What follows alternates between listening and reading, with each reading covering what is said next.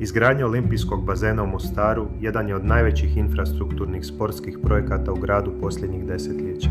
Nakon završetka prve faze, kojom je objekt konstrukcijski zatvoren i natkriven, grad Mostar priprema nastavak radova kroz drugu fazu projekta, vrijednu više od 26 milijuna konvertibilnih maraka. U toj fazi planirani su ključni radovi koji bazen trebaju učiniti potpuno funkcionalnim, od unutarnjih građevinskih zahvata i instalacija do bazenske tehnologije i opremanja objekta. Poseban naglasak stavljen je na izgradnju olimpijskog bazena koji mora zadovoljiti stroge međunarodne standarde. Projekt je planiran kroz više proračunskih godina, a završetak radova ovisit će o stabilnosti financiranja i postupcima javne nabave.